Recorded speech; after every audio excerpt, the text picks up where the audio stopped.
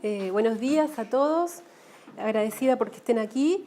Les quiero comentar que hay otros coautores de este trabajo, una colega del CIEMEP, que es el Centro de Investigación Esquel de Montaña y Estepa Patagónica, que es donde yo trabajo, que es la doctora Yamila Gurovich, y tres docentes de la Escuela 767, que es una escuela de nivel medio de la ciudad de Esquel. Un poco rompiendo la estructura tradicional, convencional de cómo uno expone las presentaciones de divulgación científica o científica, quería iniciar esta charla comentándoles cómo surge el trabajo. Yo trabajo habitualmente con plantas en etnobotánica, pero como integrante de una comunidad, como trabajadora en ciencia, no puedo ser ajena a situaciones problemáticas socioambientales que emergen en nuestro país, en nuestra región, en nuestra comunidad. Entonces, a raíz de esta problemática que sucedió, y ahora se las voy a comentar, es que se dispara este trabajo que yo quiero compartir con ustedes. En el 2013-2014, unos años después que aquí en Bariloche, florece la caña coligüe en el Parque Nacional Los Alerces, y en la primavera del 2013, verano del 2014, fructifica y semilla. Esto genera un crecimiento elevado de roedores que consumen semillas, entre ellos el colilargo, ustedes saben, y concomitantemente la población de predadores, entre ellos las aves rapaces como lechuzas y búhos. Esta situación problemática genera mucha preocupación, ansiedad e incertidumbre en las poblaciones colindantes al Parque Nacional Los Alerces y la región de los bosques andino-patagónicos del Chubut, y llega a Esquel, que es la ciudad donde yo vivo. Esquel se encuentra en el noroeste de la provincia del Chubut, cerca de las comunidades donde trabaja Daniela, que fue la expositora que comentó su charla anteriormente. Es una ciudad de aproximadamente 35.000 habitantes, pluriétnica, con una fracción de la población mapuche-tehuelche a destacar. Se encuentra en línea recta con los bosques andino-patagónicos, alrededor de 15-20 kilómetros, y su principal actividad económica es la explotación forestal, la actividad pública y el turismo en tercer lugar. En esa coyuntura problemática se acercan docentes de esta escuela de nivel medio al CIEMEP y pidiendo asesoramiento para compartir con los alumnos. Y es ahí que nosotros, con la doctora Gurovich, nos acercamos a la escuela y organizamos dos talleres participativos con los alumnos de cuarto y quinto año de la escuela y las docentes de Ciencias Naturales y Ciencias Sociales. En esos talleres trabajamos con chicos de entre 16 y 18 años de edad, alrededor de 60 alumnos, y empezamos a hablar sobre la problemática de la ratada. Entre las temáticas que empezamos a charlar y compartir, hablamos de los predadores y de las lechuzas y búhos en particular como controladores de la población de roedores. Lo que notamos, lo que nos compartieron los chicos, es que en general las lechuzas y los búhos les causa tanto rechazo, tanto como los roedores. Eso nos llamó bastante la atención. Para los pocos que quisieron hablar, el 85% de los alumnos decidieron no hablar, en general no querían participar, dijeron que nunca habían visto lechuzas, búhos ni agrópilas, que son los bolos que las aves regurgitan de aquello que no pueden digerir. En general, los alumnos que tenían algún conocimiento campesino fueron sujetos a burla, y eso generó instantáneamente su silenciamiento. Y cuando les preguntamos qué animales ellos creían que eran los que controlaban los roedores, casi todos dijeron que eran los gatos principalmente. Y esto se daba, paralelamente nosotros estábamos observando que había un crecimiento muy llamativo de la población de gatos en Esquel, con este propósito de controlar a los colilargos, que eran los que más generaban angustia, y empezamos a ver lechuzas y búhos muertos en espacios verdes y de los alrededores de Esquel. Entonces les comentamos que nosotros estábamos viendo estas lechuzas y búhos muertos, y nos dijeron que muchos de ellos, los que hablaban, ¿no es cierto?, este porcentaje menor del grupo que hablaba, nos dijeron que ellos a veces salían a cazarlas con gomeras y con rifles de aire comprimido. Y nos llamó bastante la atención porque nosotros no sabíamos que eso estaba pasando en Esquel, que había esa idea negativa, entre comillas, respecto a estas aves. Y cuando les comentamos que estas aves son capaces de comer hasta 3 roedores, 3 ratones por día, realmente todos quedaron bastante asombrados. Y luego del segundo taller empezamos a percibir que había un cambio actitudinal en los jóvenes, quienes empezaron a decir, bueno, nosotros no sabemos mucho, no sabemos nada en realidad de lo que significa en las lechuzas y los búhos para nuestra sociedad, ni cómo se relacionan con otros animales, pero son nuestros padres los que sí saben y a ellos podríamos preguntarles. Eso bueno, nos pareció interesante porque estábamos viendo, por un lado, un conflicto entre especies, entre humanos y no humanos en este caso, y por otro lado estábamos viendo un deseo de parte de los adolescentes de interactuar con sus padres y seguir trabajando en esta pregunta, ¿no? Y con estadísticas de la escuela vimos que alrededor del 30% de las familias, de los estudiantes, tienen uno o ambos padres que se autodeterminan mapuches. El 40% de las familias tiene uno o ambos padres que nació, se crió y vivió o trabaja en la zona rural, y que el 90% vive en Esquel desde hace por lo menos 30 años. Es decir, las familias que componen esta escuela, por lo menos, son familias que tienen algún contacto con su entorno natural, lo han tenido, y es probable que sí tengan conocimientos como los alumnos nos estaban manifestando. Sin embargo, este conocimiento, el conocimiento no biológico que tienen las familias de los alumnos, no suele ser tenido en cuenta en las currículas escolares. Las currículas son insensibles en términos culturales. Generalmente el conocimiento está soslayado y las voces que pueden hablar de las ideas campesinas, las ideas regionales, no son tenidas en cuenta y son silenciadas como nosotros lo pudimos ver. Sabemos también que las actitudes negativas, por ahora lo podemos poner entre comillas, son reticentes a un cambio por el discurso educativo convencional y a través del discurso científico. El discurso científico muy pocas veces logra generar cambios entre los alumnos y, sin embargo, a pesar de lo que por ahí nosotros creemos, de acuerdo a la bibliografía, y sin embargo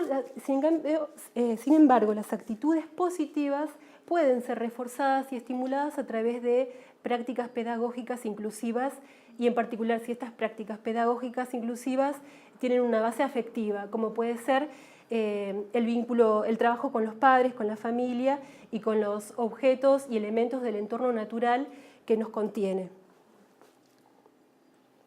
Entonces, nosotros nos planteamos 2 preguntas para avanzar, que fueron muy generales, que fueron las siguientes. ¿Cuáles son las actitudes de las familias respecto a las lechuzas y los búhos? ¿Es posible integrar esta información a las clases y propiciar currículas culturalmente más sensibles? Los alumnos se preguntaron otras cosas y entonces acordamos entre todos, a partir de talleres participativos, que podíamos hacer entrevistas y trabajar en las casas con los papás. En particular, la aproximación a las ideas sobre animales y sucesos biológicos que se suceden en el tiempo de forma cíclica, que son masivos, que abarcan grandes extensiones como es la floración de la caña, la ratada y las actitudes de las personas frente a esos animales como son las ratas y las lechuzas y los búhos que de repente aparecen en una comunidad como antes no aparecían, pueden ser abordadas analizando las narrativas populares. Es decir, no todas las generaciones de una comunidad han tenido la posibilidad de encontrarse frente a una situación o a un fenómeno biológico de esta naturaleza, pero sí a través de las narrativas populares sabemos qué es lo que una población determinada interpreta, percibe y siente respecto a estos sucesos. En particular, si trabajamos con las aves, los mitos populares resultan muy interesantes para abordar, porque los mitos son considerados para un enclave cultural determinado historias verdaderas. Los mitos son parte del patrimonio cultural y reflejan las relaciones ancestrales que los seres humanos tenemos con las aves, porque las aves forman parte de nuestras acciones, pensamientos, presagios. Y los mitos, en particular, dentro de lo que son las narrativas populares, son capaces de simplificar situaciones muy complejas, donde hay muchos elementos, muchas variables en juego, codificar toda esa información para que pueda ser esa información transmitida hacia otras personas con la mínima pérdida de información posible a lo largo del tiempo. A partir del mito y de otras narrativas populares, las aves pueden ser modeladas culturalmente, puede ser comprendido su rol y se establecen las formas de relación de los seres humanos con esas aves. En los mitos está codificado la interpretación que generan esas aves, cómo me debo comportar hacia ellas también.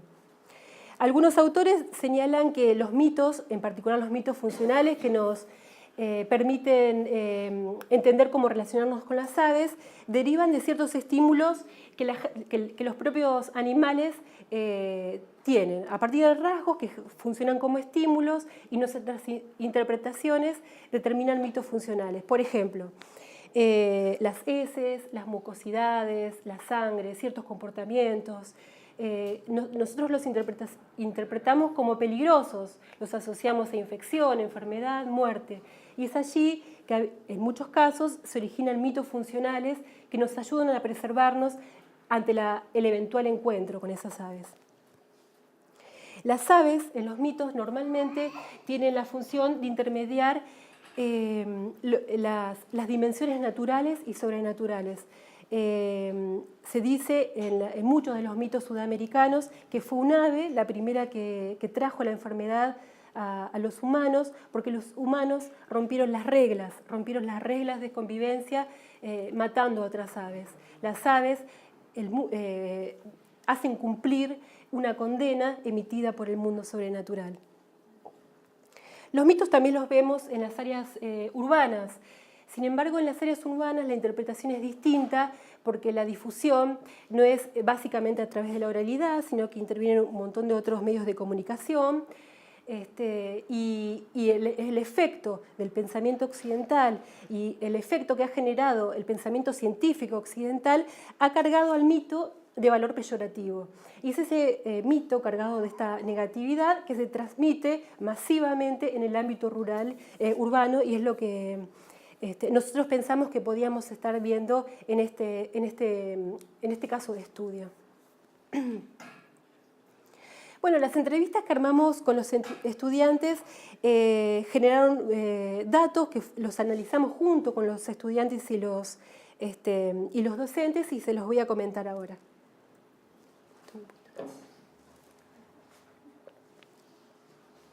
La primera pregunta que realizamos a los papás fue ¿qué lechuzas y búhos conocían? Trabajamos con una población de 30 familias. Partimos en los talleres participativos de trabajar con 60 alumnos, 30 solamente quisieron continuar trabajando, y entonces trabajamos con 30 familias. Uno de los padres tomó la voz y entre todos mencionaron a todas las especies de lechuzas y búhos que habitan la región, que son 6.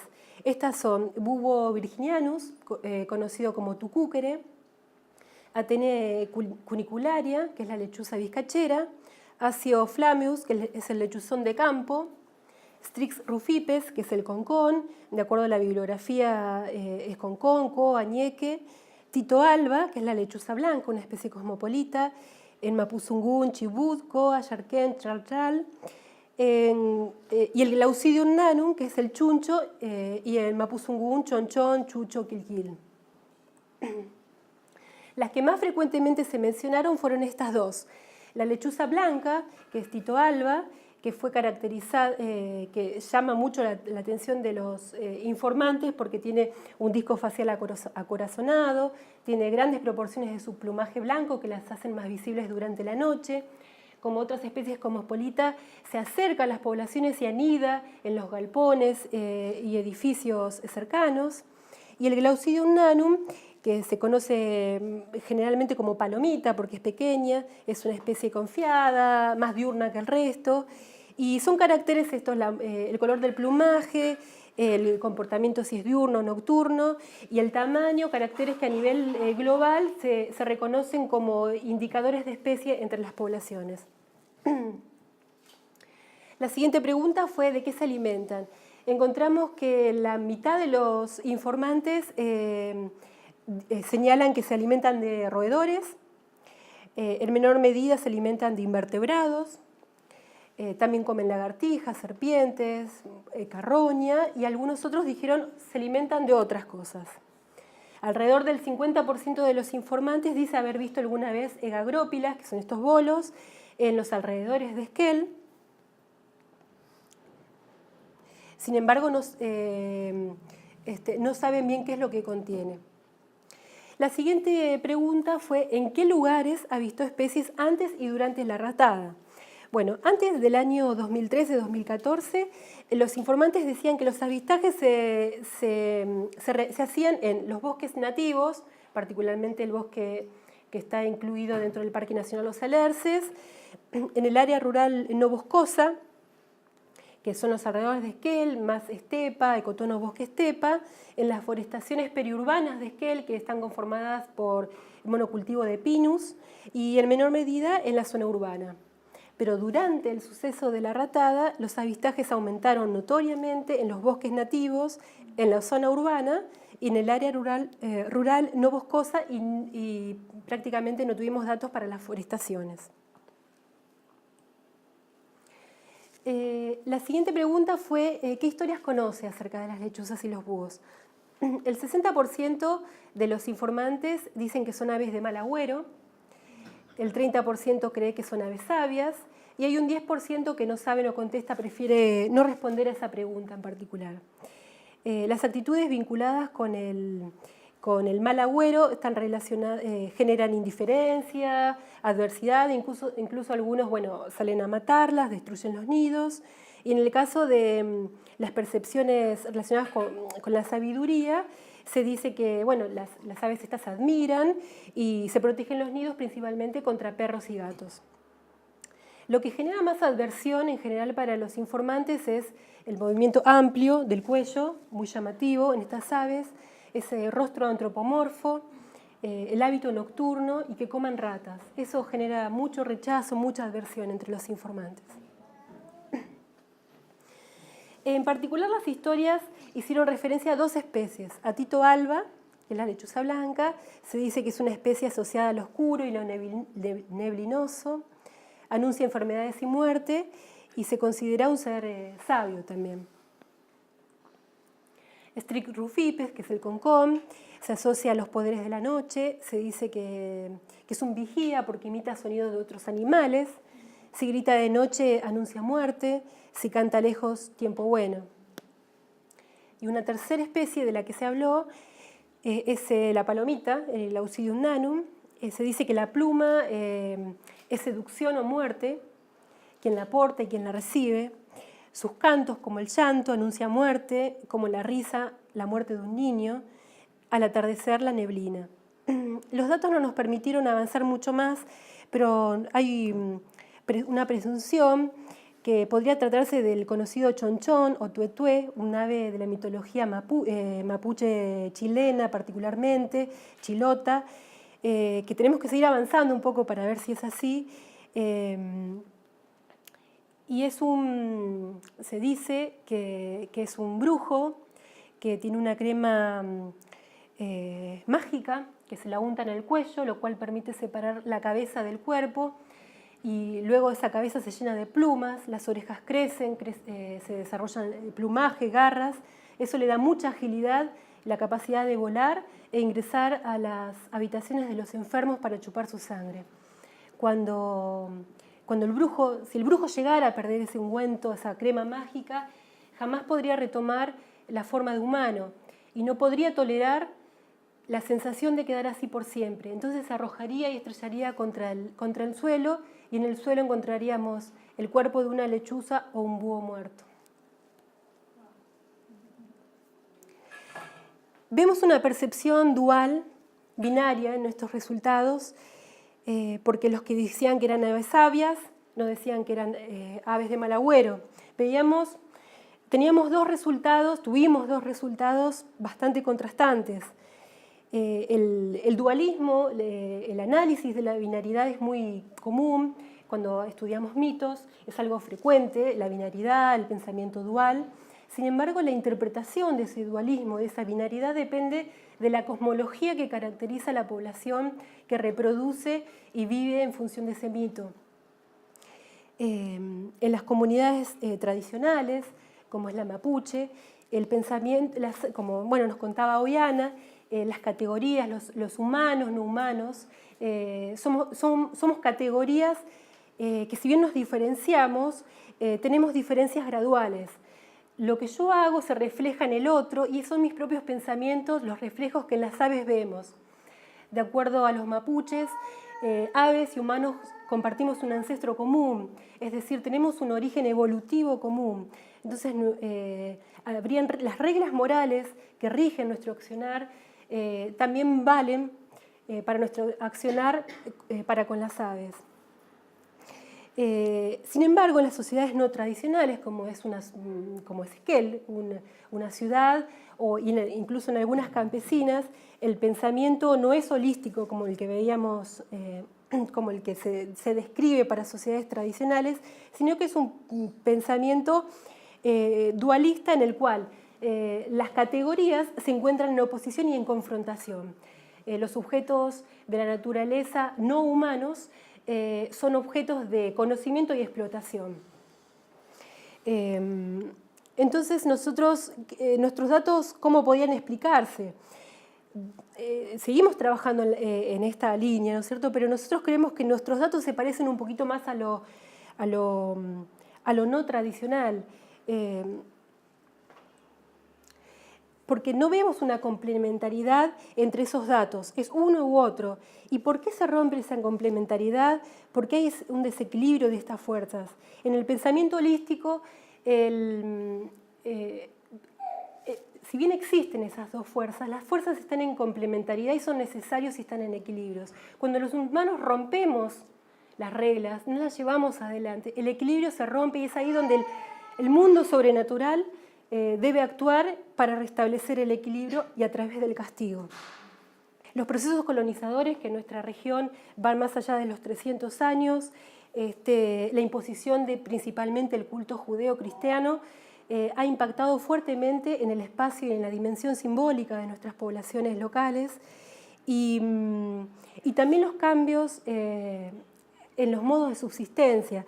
Sabemos que antiguamente los pobladores patagónicos tenían una vida más nómade, cazadores, recolectores, agricultura a muy pequeña escala, pero desde la colonización, la sedentarización y la instauración de la agricultura o ganadería poco extensiva, la mirada sobre el ambiente cambió.